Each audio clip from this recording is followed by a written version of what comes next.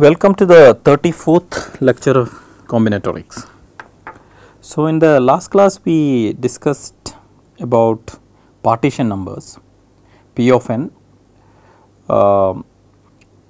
it counts the number of partitions for a given positive integer n. Number of partitions means how many ways we can express it as a sum of positive integers, right, where the order does not matter. We does not care about how we order the summands. So, then after figuring out the generating function for the sequence P0 of n, P1 sorry P of 0, P of 1, P of 2, etc. So, we went ahead to study some special kind of partitions in the sense that where we impose some extra conditions. We are talking about partitions of a certain type. The first special type of partition we studied was where the number of summands were equal to k, exactly equal to k.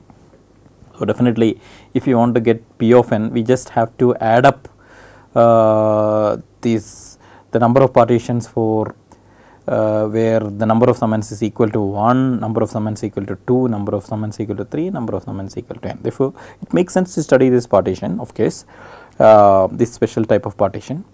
And then we saw some recurrence relation which is valid for those partition numbers pk of n, right. We see involving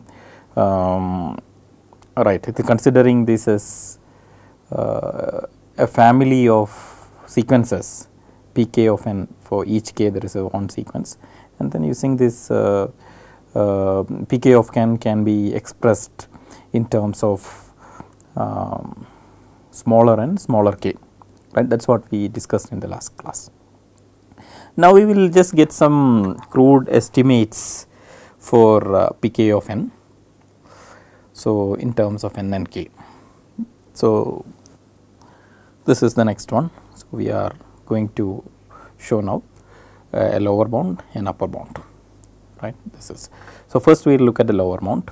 Pk of n is at least 1 by k factorial into n minus 1 choose k minus 1.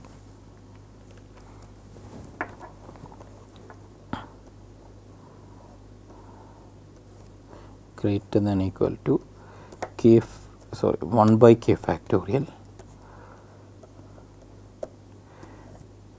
n minus 1 choose k minus 1. So, this we can always write like k factorial into pk of n is greater than equal to n minus 1 choose k minus 1. This comes from the fact that pk of n is the number of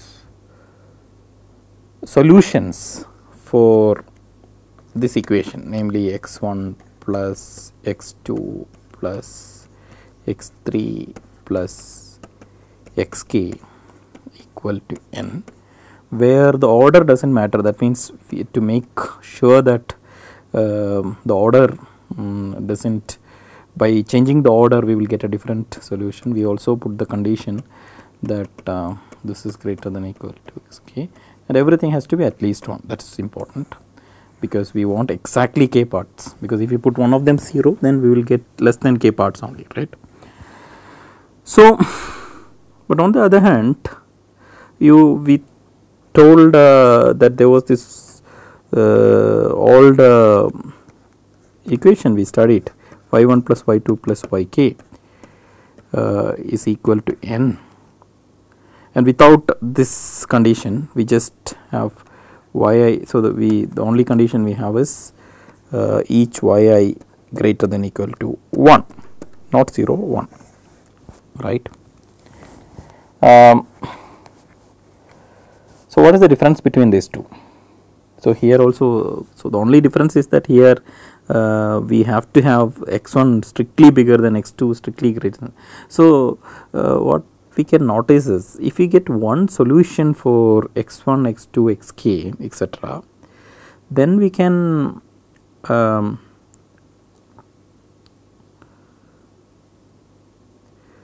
try to permute that solution. For instance, if x1 is assigned a value a and x2 is assigned a value b and so on. So, we can try to give a to here, b to here, right. So, permute the values assigned to x1, x2, x3, xk to all possible ways. Definitely it can be done in k factorial ways, right. So, what is assigned to x1 can as well be assigned to x2 or x3 or sk, and what is assigned to x2 can be assigned to any of the remaining k minus 1 possibilities and so on, right. So, actually there are k factorial maximum possible number of permutations that we can get. Each of them may give a solution for the second problem, right, because there the order is not important, second problem, right. But you note that see, when you permute, so if there were repetitions here x1, x2, x3 etc. were all equal, so then they won't be k factorial permutations, they will be k factorial divided by some other something. That something will be the, say for instance, if a certain value is repeating k1 times, then k1 factorial will come in the denominator. We have seen it several times. So, but the maximum possible is when they are all distinct, and that is k factorial. So, that means from a solution for the first equality satisfying this condition, we can get at most k factorial possibilities for the second one.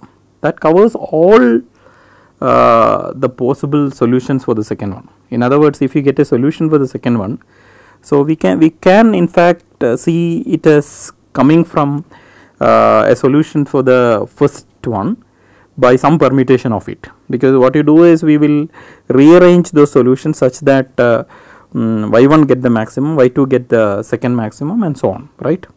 So, that will be a solution for the first equation, right. But then the one solution for the first equation give rise to many solutions for the second one, but maximum k factorial. That is why k factorial into pk of n is greater than or equal to the number of solutions for the second one. We claim that the number of solutions for the second one is n minus 1 choose k minus 1. Why is it so? Because the second one is y1 plus yk equal to n, but here we have the condition that yi is greater than or equal to 1. So, now we can convert it to another system, z1 plus zk equal to n minus k by defining zi equal to yi minus 1. We just reduce 1 from each of them, because each yi is greater than or equal to 1. Now, zi will be greater than or equal to 0, is not it, because that is what will happen by doing like that, because each yi is greater than or equal to 0, you reduce 1 from each yi and get zi. So, zi will remain greater than or equal to 0. So, this is a very familiar one. We know the solution for this thing is n minus k plus k minus 1, choose n minus k, or maybe we can also set k minus 1 here, that is all same, right. So, this cancels. So, that is n minus 1 choose k minus 1, right. So, here I am saying that you say earlier we used to write n minus k here, but that does not make any difference because of the symmetry property of the combinatorial coefficients, right. Whether I write n minus k here or k minus 1 here, it is the same thing, right, because n minus 1 minus n minus k is actually k minus 1, right. So, this is where this is coming from, right. So, you get this thing. And now for the upper bound, the upper bound is 1 by k factorial into n plus k into k minus 1 by 2 minus 1 choose k minus 1, right. How do you do this? So, we want to show that pk of n is less than or equal to 1 by k factorial into n plus k into k minus 1 by 2 minus 1 choose k minus 1. So, or in other words, we can say we want to prove that k factorial into pk of n is less than or equal to this. Now, we will use the same argument as before. You remember this pk of n correspond to the solutions of this one, x1 plus x2 plus xk equal to n, with this x1 greater than equal to xk greater than equal to 1. This was the condition for this thing. Now, given any solution for this thing, we can generate at most k factorial solutions from this thing, right, by rotating solution for n. But the only problem is there can be some, so suppose they were actually k factorial into pk of n solutions for this stuff, then we can say that the number of solutions for this one, when we drop this condition xk minus xk is great, so all this xi greater than equal to 1, this condition I retain, but the other condition that x1 has to be the biggest, x2 has to be the next biggest, that condition we drop. That means we can we can have different orders for the values can be assigned to different, for instance, whatever is assigned to the x1 first can be assigned to x2 later, and so on, and get a different solution. If that is the situation, then we could have written, say, the number of solutions for this thing, namely n minus 1 choose k minus 1 in the upper bound. We cannot do it because actually we may not get k factorial into pk minus 1 different solutions. That many may not be there, because many times the solutions for corresponding to pk of n may have repetitions, so k factorial may not occur. So one thing we can try is to make these values distinct. How do we do it, right?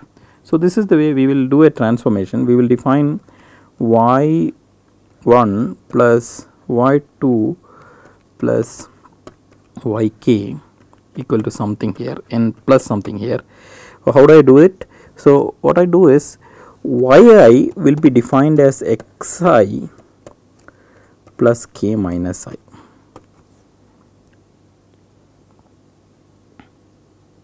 So for instance, y1 will be equal to x1 plus k, right, y2 will be x2 plus, sorry, k minus 1, y2 will be x2 plus k minus 2, and so on, and yk will be equal to xk plus k minus k, namely xk itself, right.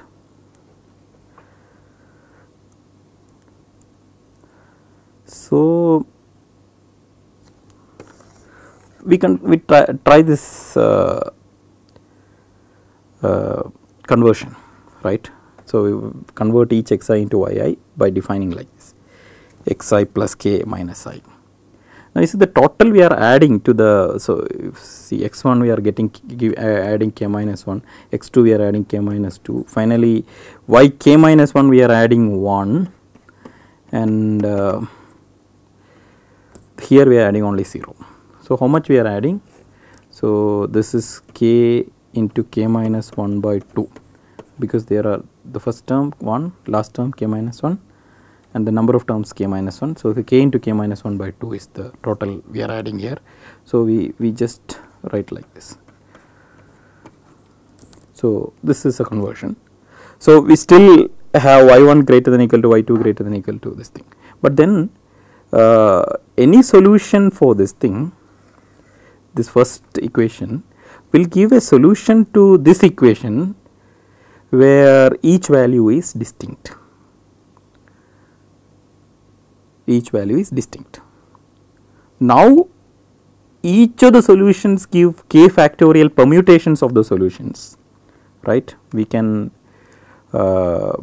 reassign those values, keeping the values same. We can assign to y1, y2, yk in all possible ways. There are k factorial permutations possible for the coming from each such solution, right. So, therefore,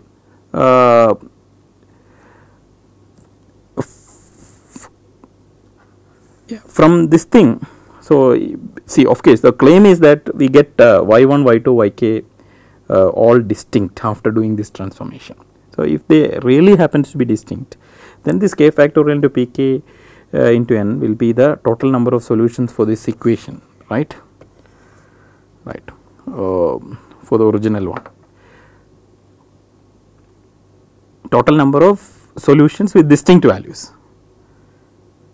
right, because these are all distinct. Sorry, what we say that corresponding to each solution of this thing, we will actually get a distinct solution for this thing, and that can be permuted in all possible ways. That all corresponds to the solution for the equation of this sort,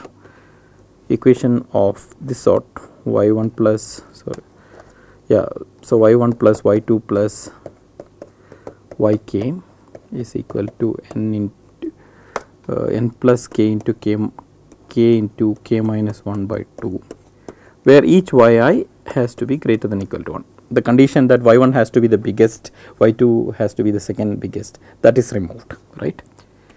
Once again I am saying that you find a solution for this thing. Now make this transformation.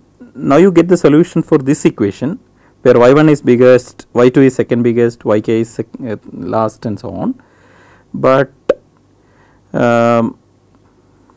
and here they are adding up to n plus k into k minus 1 by 2. But now all the values for y1, y2, yk are distinct.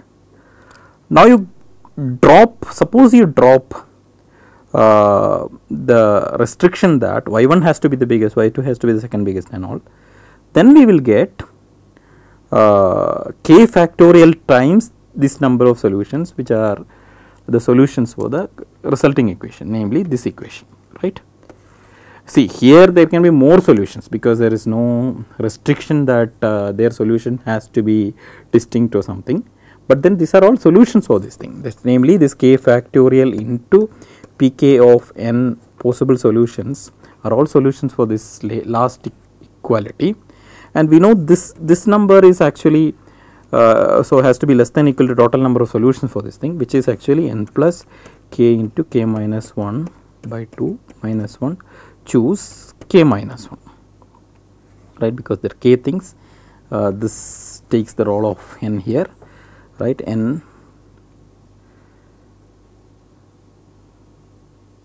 So, n minus 1, choose k minus 1, right, because we have this extra condition says y is greater than or equal to 1, that was always n minus 1, choose k minus 1, but n is replaced by n plus k into k minus 1 by 2 here minus 1. So, this will come. The only thing we have to now establish is that these are all distinct, right. Why are they distinct? Because we defined yi is equal to xi plus k minus I.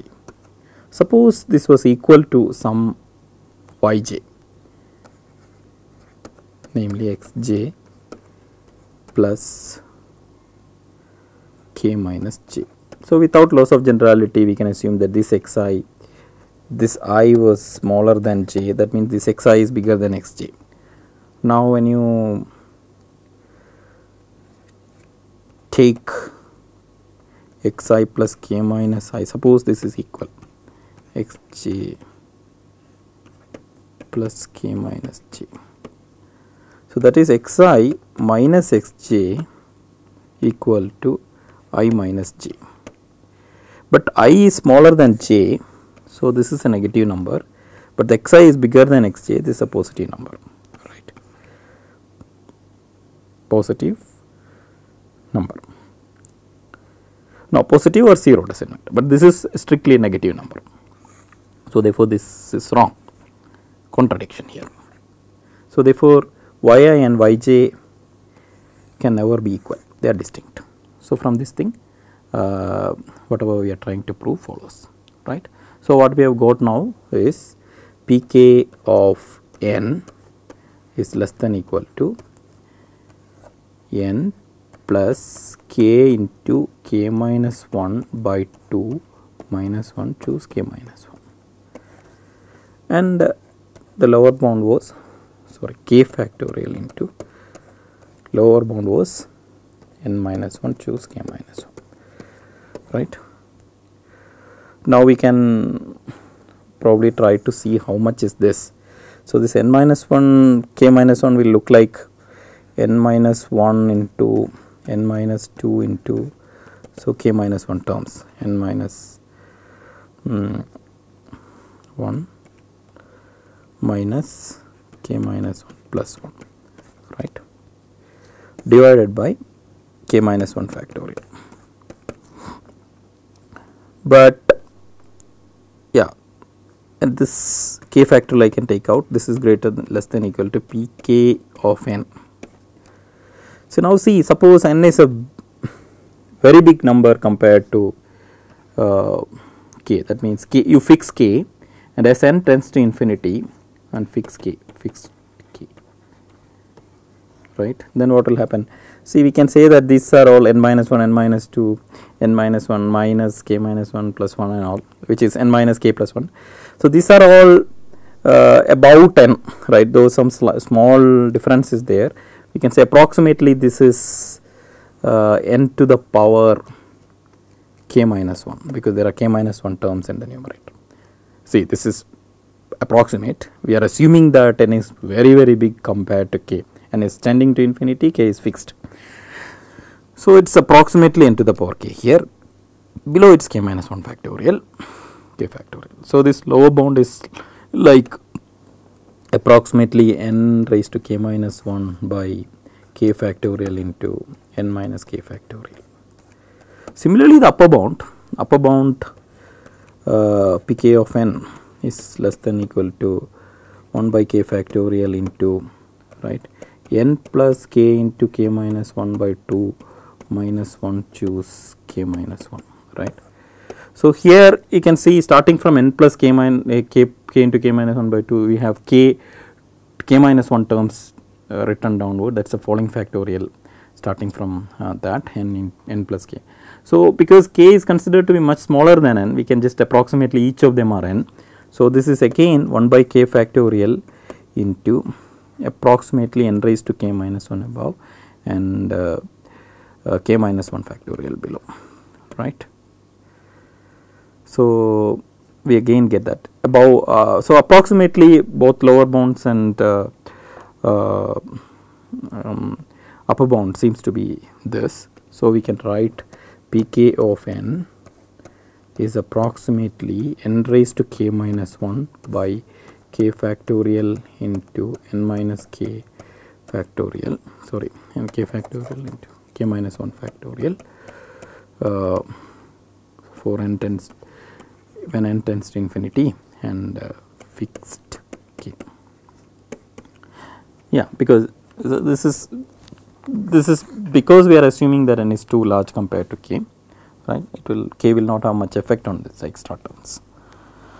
So now up to now we were discussing one special kind of partitions, namely the partitions where the number of parts, number of summands is equal to k, fixed k, right, for a fixed k.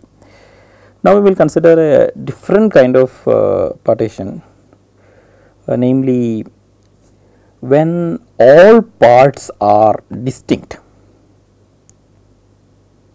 What do I mean by that? All parts are distinct.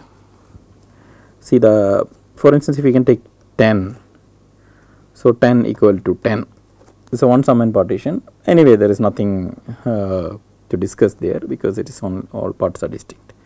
Then for instance 10 can be written as 9 plus 1. Here all parts are distinct, 9 and 1. It can be written as 8 plus 2. All parts are distinct here.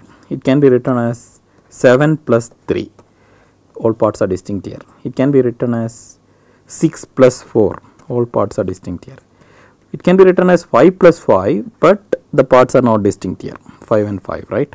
So this is not a partition where all parts are distinct. So now so this many, for instance, if you consider 3 summand partitions for 10, so 10 equal to say 8 plus 1 plus 1, but this is not allowed for us because all parts are not distinct here, because this 1 and 1 appears 2 times here, right. So therefore this is not, but on the other hand 7 plus 2 plus 1 is allowed, parts are distinct here. Now we are interested in what is PD of 10, namely the number of partitions of 10 where all parts are distinct, PD of n in general, right. So we won't estimate the value, but we would rather see what is the generating function for that. That is what our aim now, as of now, PD of n, right. So we have to worry what is PD of 0. As usual, we will assume that it is 1, because when we write down the generating function, it has to be 1, because we are taking it as the coefficient of x raised to 0, and that has to come as 1. So PD of 1, PD of 2, this sequence. So let us consider the generating function for this sequence, right. So that means I equal to 0 to infinity PD of I into x raised to I. This is the generating function. This generating function is actually, if you give some thought, is equal to pi of 1 plus x raised to I equal to 1 to infinity. Why is it so? Because the first term will allow us to select the number of ones, but only one. So this is 1 plus x. Earlier we used to write 1 plus x square plus x cube plus like this, an infinite series, a power series here. But that only meant that we are allowing to take 1 1 or 2 ones or 3 ones or whatever number of ones we want. But now we say we won't allow 2 ones or 3 ones or more ones, right. So we will just allow just 1 1 or 0 1, that is it, right. So 1 plus x is allowed. Similarly, next term will be 1 plus x square. What does it mean?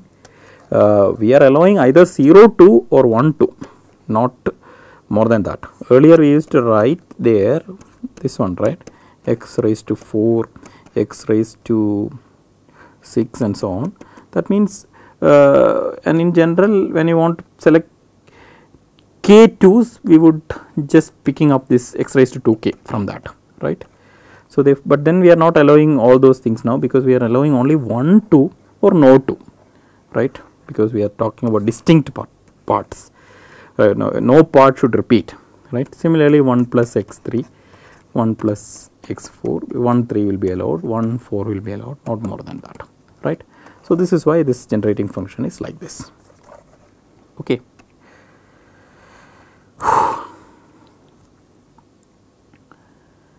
Yes, PD of I into x raised to I.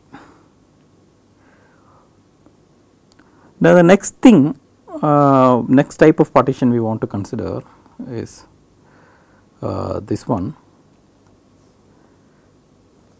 the PO of n. What is this?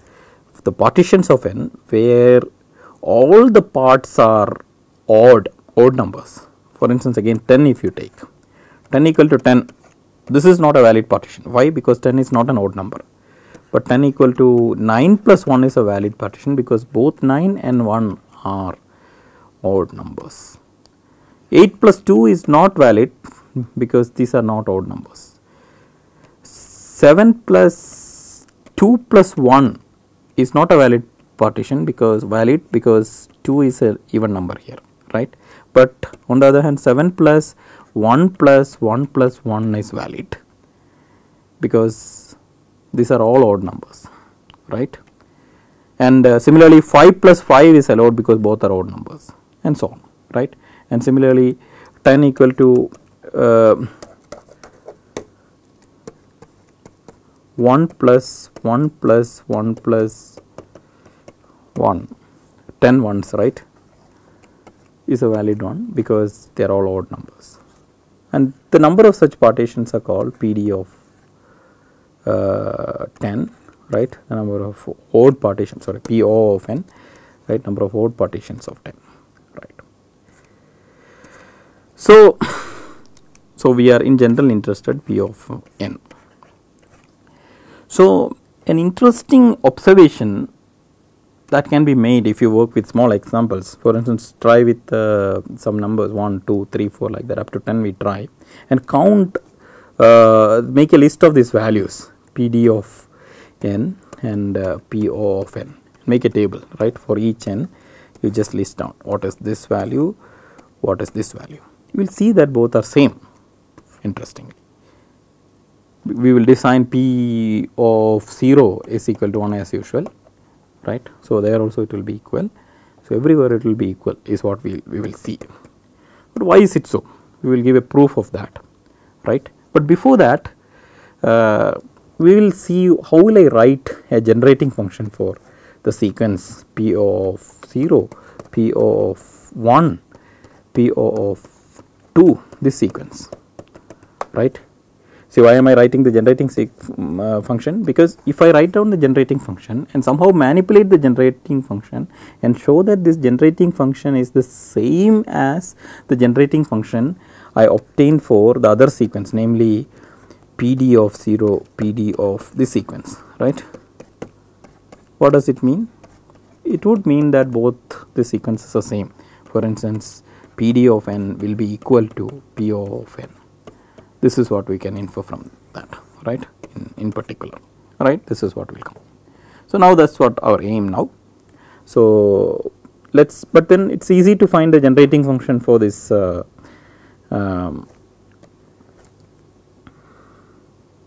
of n sequence, because you know you are only allowed to take odd numbers, right? So we should allow 1. So this is okay, this is the first one, that means 1 is allowed, right? But 2 is not allowed to take, so therefore we won't add this stuff, because this was how many 2's are being selected, this was what this was determined. Anyway we are not allowing this at all, so we won't add it. But then 3 is allowed, next term is there, right? 1 plus x cube plus x raised to 6 plus x raised to 9 plus so on. And now this term 1 plus x raised to 4 plus x raised to 8 plus x raised to 12, this was counting how many 4's are being selected, but 4's are not allowed to be selected at all, so we won't add that. But the next 5, yes, that is okay. 1 x raised to 4 plus x raised to 10 plus x raised to 15 plus this, okay. Like that we can write one term for each term. The intermediate terms which are missing, namely the ones corresponding to the even terms, that because you remember this is exactly the same generating function for the P of n, but only thing is that we are skipping the intermediate, so the alternate ones, because the ones were written for 2, ones were written for terms written for 2, terms written for 4, terms written for 6, like that. But then you know this is what, this is 1 by x, this is 1 by x cube and 1 by x raised to 5 and so on, only odd numbers. This will be the generating function for say PO of x will be like this. Now we will show that the generating function is the same as the generating function for PD of n. So you remember the generating function for PD was this 1 plus x plus 1 plus x into 1 plus x square into 1 plus x cube into so on, right? But this 1 plus x is what? 1 plus x can be written as 1 minus x square by 1 minus x. Similarly, 1 plus x square, the second term, this can be written as 1 minus x raised to 4 by 1 minus x square, right? If you multiply this and this, you will get this 1 plus x square into 1 minus x square is 1 minus x raised to 4. Similarly, 1 plus x raised x cube can be written as 1 minus x raised to 6 by 1 minus x cube and so on. Now we substitute here for this, maybe this 1 plus x, I will take this and substitute. So it's 1 minus x square by 1 minus x into, for this one we will substitute this, right. So 1 minus x raised to 4 by 1 minus x square, and this will come here 1 minus x raised to 6 by 1 minus x cube, and so on. Now you know, in the upper part we have 1 minus x square, 1 minus x raised to 4, 1 minus x raised to 6, all 1 minus x to the power an odd even number. Below we have everything 1 minus x, 1 minus x square, 1 minus x cube, 1 minus x raised to 4, and so on. So all those things which appeared in the numerator will cancel off from here like this, right. What will remain in the numerator will be 1, and below we will have 1 minus x, because even things will go away, 1 minus x cube, 1 minus x raised to 5, and so on, so on. If you remember, this is exactly this, right, and that is p of x. So what we have seen now is, just by manipulating the generating function, we have got PD of x is equal to PO of x, right, which means that the generating function for the sequence corresponding to the number of distinct partitions with distinct parts is the same as the generating function for the number of partitions with all odd parts. So it follows that PD of n is equal to PO of n. So very cute proof using generating functions, right. So that means, so what one should notice is that even to make this observation, it's a little difficult, because you have to play around with these partitions and then get a feel of these numbers, then only we can make such a conjecture. Even proof is different. So one should try to come up with a counting proof, straight proof, without using the generating function. So then this cute simple technique using generating function, one may be able to appreciate better. Now we will look at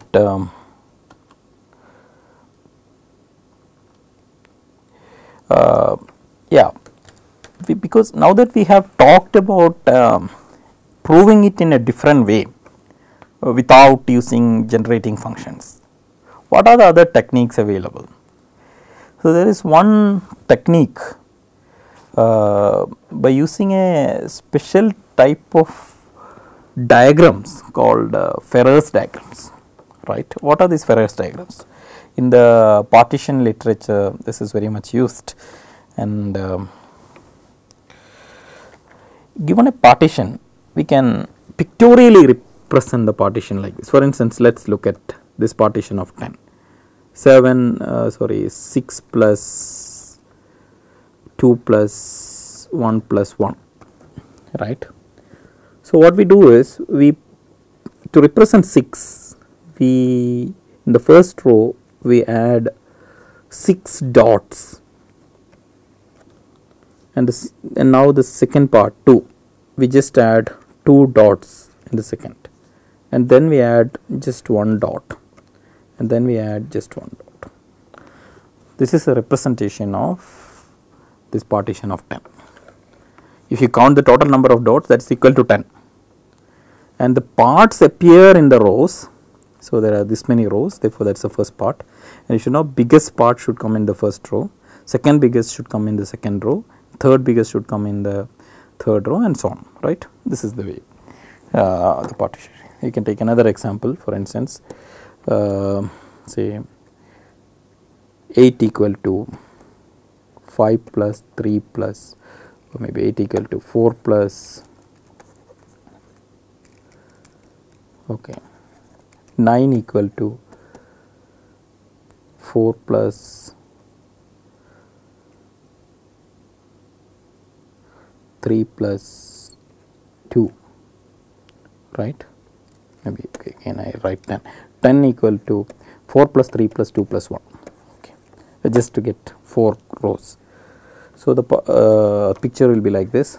So I will put 4 rows, 4 dots in the first row to correspond this 4, and then I put 3 rows in the next one, just below them, correct, in the proper way, starting from the leftmost, and then two dots in the third row to match this, and the one dot on this thing. Total number of dots is 10, and the parts of the partition appear in each rows. So this is called a Ferrer's diagram. So each possible partition of 10, we get a Ferrer's diagram. Now what is the conjugate of a Ferrer's diagram? So you could have, for instance, given this Ferrer's diagram, you could have say this Ferrer's diagram, let us say. You could have read it like this is the first row, this is the second row, this is the third row, this is the fourth row, fifth row, sixth row. This will correspond to, for instance, if I rearrange it, it will look like 4 dots here, 2 dots here, this one, right, this column will come here, and this third column, and then fourth, fifth, sixth. So this is actually 4 plus 2 plus 1 plus 1 plus 1 plus 1 is equal to 10. It is a different partition of 10, right. This is the conjugate of this partition, right. So it means instead of reading the reading row wise, we read column wise, that is all, right. So we will it's obvious that we will get a partition, because it's the first column will be the longest possible, second column the next longest, and so on, right. So this idea, so we can use this idea that by reading the columns, we will get another partition of the same number, and actually a Ferrer's diagram for another partition of the same number. We can prove something. So what do, for instance, look at this statement. The number of partitions of an integer into m summons is equal to the number of partitions of n into summons where m is the largest summand. So again, we were telling that we are considering different type of partitions. We still consider this thing. For instance, the first is familiar. Given n, we are talking about Pm of n. That means the number of partitions of n into m summons. Now we are saying this number is going to be equal to the number of partitions of n into summons where the largest summand equals m. Why is it so? Because if you consider a partition of n into m summands, it will look like this: some row, first row, then another second row, and then third row, then fourth row. So there will be m rows, right? This will be m rows, because m summands are there. Always such a partition will have m rows. Now we consider the conjugate partition, and now the first row will correspond to the first column, right? This will be always exactly equal to m, and obviously this is the largest summand in it. So consider the set of partitions of n where there are exactly m summands, and consider the set of partitions of n where the biggest summand is equal to m. There is a one-to-one correspondence between the two, because take a Ferrer's diagram for one from this partition, set of partitions, where take a partition from the set of partitions where the number of parts are equal to m, and then take the conjugate of that. That will be a partition of n where the biggest part equals m, because the first column will have m things in it. That becomes the first row. That is the biggest part. And conversely, so if you take a partition where of n where the biggest part is equal to m, and consider the conjugate of that, it will become a partition of n where the number of parts is exactly equal to m, right, because the row becomes the column here, right. So, you can see that that is a one to one map. It is almost obvious from the picture, let us not waste too much time on that. So, you should verify the bijection carefully, right. So, this is one like from the using the conjugate idea, right, that the fact that given the Ferrous diagram of a partition of n. So, and consider, if we consider the conjugate of that partition, we will end up with another partition of n. So, and the first look, this is one theorem we can write now, right. Now, let us look at another one. The number of partitions of n plus k into k parts equals the number of partitions of n into at most k parts. So, it is like pk of n plus k, number of partitions of n plus k into exactly k parts.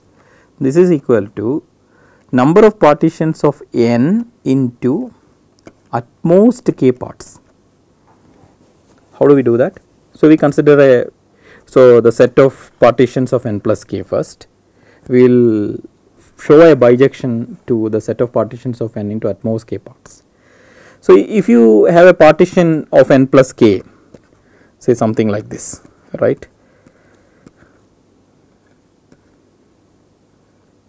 See, now, and it has exactly k parts, that means the number of rows are equal to k. Now, what you can do is we remove one from here, one from here, one from here, one from here, one from here, one from here. The last from each row will be, not that in the some of the rows may contain just one, the lowest rows may contain only one. So, we will just remove them like this, right. So, k things are gone. So, the remaining is a Ferrous diagram for, this is a Ferrous diagram for n, a partition of n. And how many parts will be there? It will never be more than k, it will be at most k, right. So, given a partition of n plus k into exactly k parts, by this transformation we can get a partition of n into at most k parts. Conversely, if you get a partition of n into at most k parts, consider its Ferrous diagram, say something like this, right. For instance, you can consider this particular partition. Now, what you can do is you add 1, see, add 1 say here at the end of every row. So, clearly it will be a new Ferrous diagram which corresponds to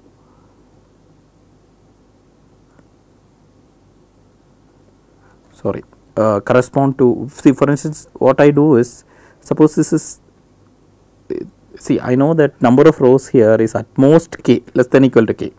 So, we will add 1 at each of them, but if this was strictly less than k, suppose this many more rows are required to make it k. So, then I will add 1 1 1 here. That means what I am doing is I am adding exactly k new dots to the Ferrous diagram. If there are not enough rows, I will have to introduce this single dot rows at in the lowest parts, right. So, total k things will be added. That means we will get a Ferrous diagram for n plus k by this operation, right, and it will have exactly k rows in it. It will have exactly k rows in it, and you can see that this is a bijection, because this if this got mapped into this, by the reverse operation we will get back this, right.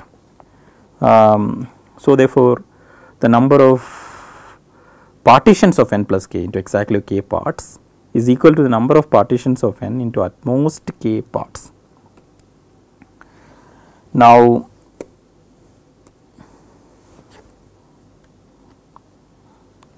the next one is a little more non-trivial.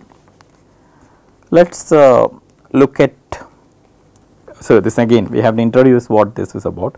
The number of partitions of n into an even number of unequal parts, distinct parts, number of, that is equal to number of partitions of n into an odd number of unequal parts, unless n has some special form.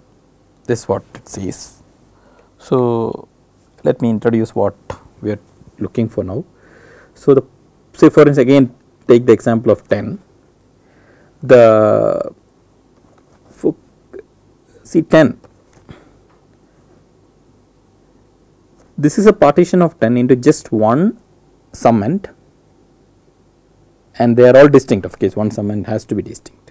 So, this is a odd number of parts. There are two properties for this partition: odd number of parts and distinct summands, right.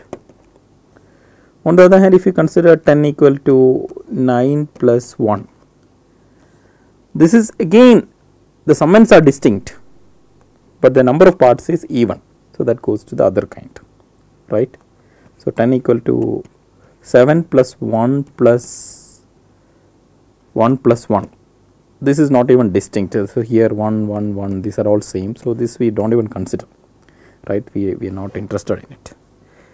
10 equal to 8 plus 2. This is fine. There are two distinct summands, and this will be even number of summands, right.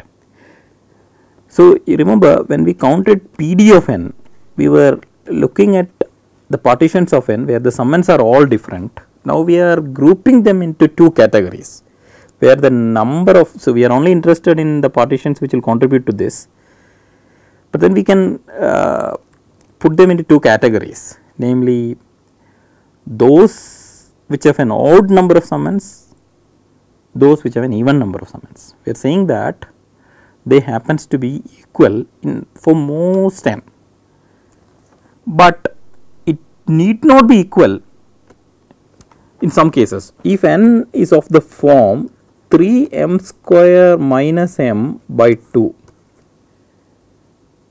then it will not be equal. One of them will be bigger, that means the number of odd parts, so the number of partitions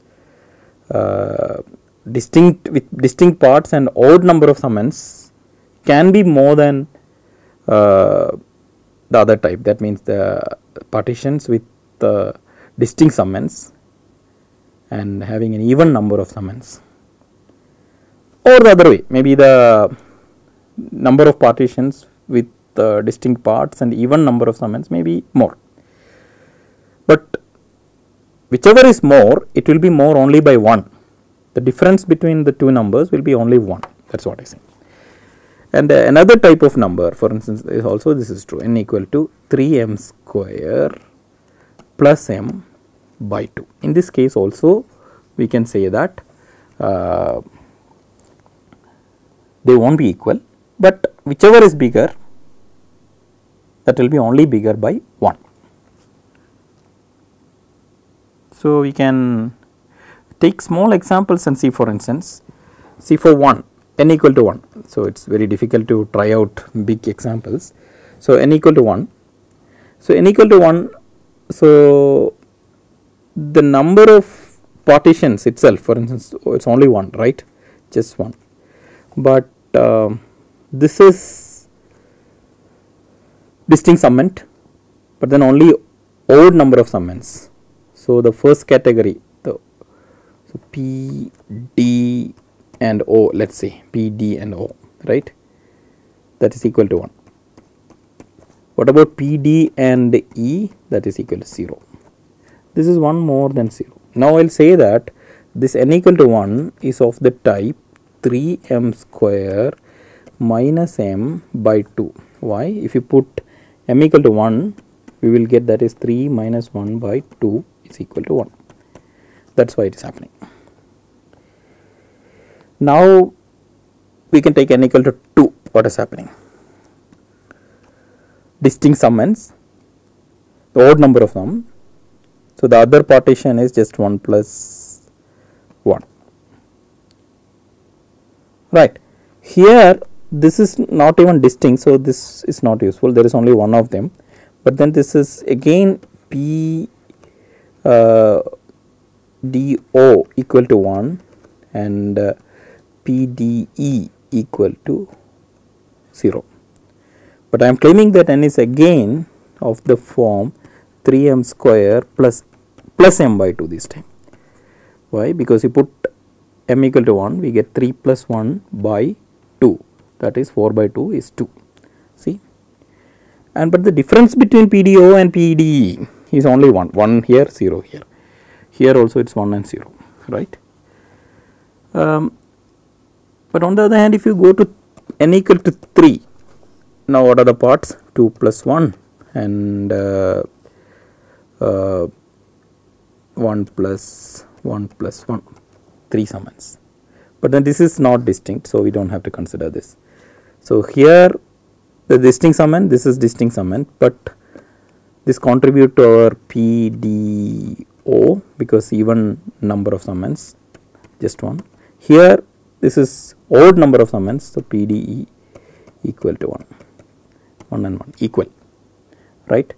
So you can see that n equal to 3 will not be of the form 3m square minus m by 2 or 3m square plus m by 2.